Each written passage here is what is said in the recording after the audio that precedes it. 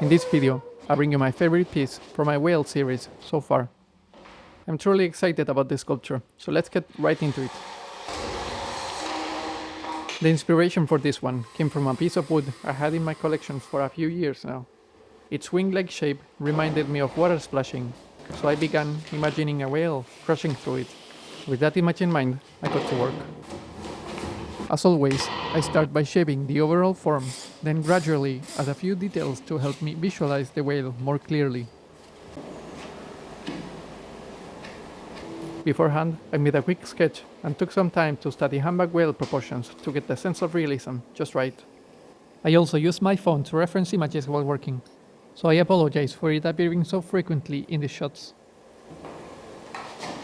As the first day comes to an end, I wrap everything in plastic, since even summer nights can dry the clay out more than I'd like. On the second day, I'll be working on this piece all day, first making the shape more realistic, then hollowing it to prepare it for firing. With a scraping tool and a metal kidney, I refine the shape, working along the main planes of the whale. After working the cross section of the tail, I move on adding detail to the head, like those small, rounded bumps unique to humpback whales. Each one of those contains a single hair that helps them sense movement in the water. Before adding any more detail, it's best to hollow out the sculpture. This helps remove any air that might be trapped inside, which could burst during firing, not only destroying the sculpture, but possibly anything around it.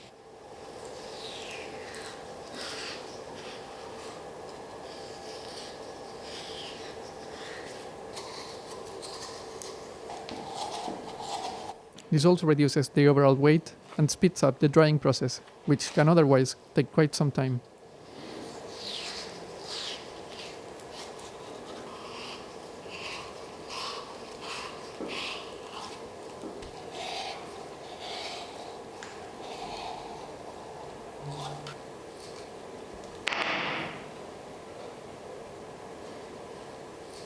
The two halves are joined back together by scoring the edges and adding slip to the joint, which, if you're not familiar with the term, is simply clay mixed with water.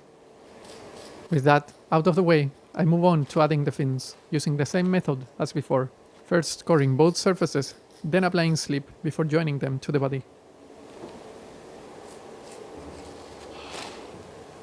After that, I focus on smaller details, any features I might have overlooked. Mainly shaping the whale's anatomy more accurately and adding more of the characteristic grooves along the belly and sides, unique to each individual whale.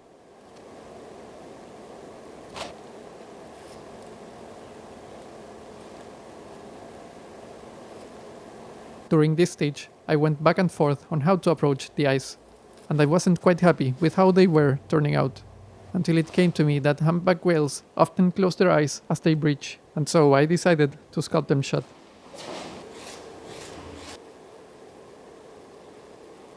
With these last details in place, I add my maker's mark and call it finished. From here, the sculpture will slowly dry until it reaches the bone dry stage, losing most of the moisture it once contained.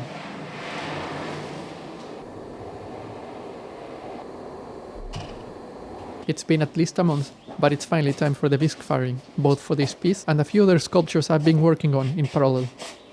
Bisque firing heats the clay to around 900 degrees Celsius, transforming it from fragile, dried clay into a more durable, porous state, which prepares it for glazing. It takes the kiln about 8 hours to reach that temperature, and during that climb, the clay releases its chemical water and begins its first transformation.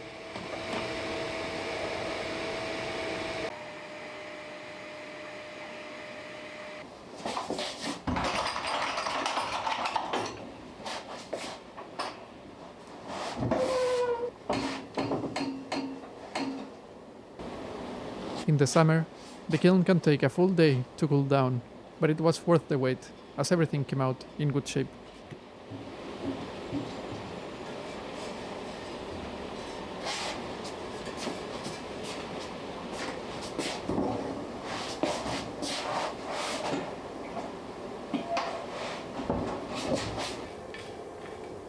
For the glaze, I chose an opaque creamy white for the belly, and a texturized black for the back, which resembles volcanic stone with a rough, natural finish.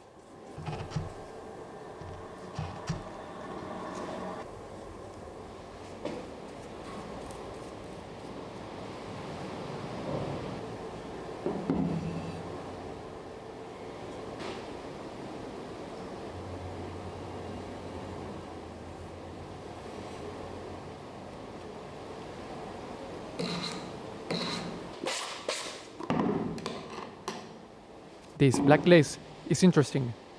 The more you apply, the rougher the texture becomes. It forms bubbles that burst during firing, creating a textured surface, something I can intentionally use on the rougher areas of the whale.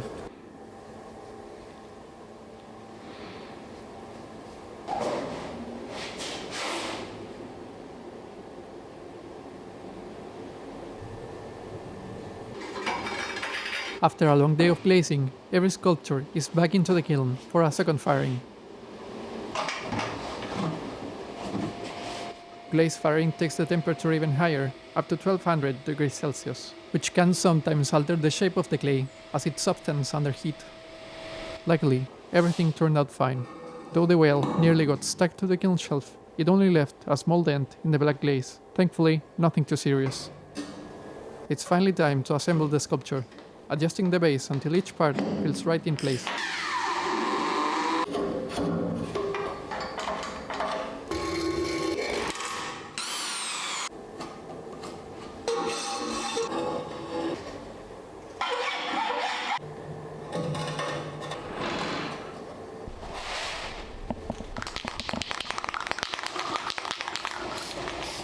After some cleaning and coating, the wooden piece can be mounted onto the metal base along with the whale. I like to use this 2-part epoxy cement. It forms a really strong bond and holds everything securely in place.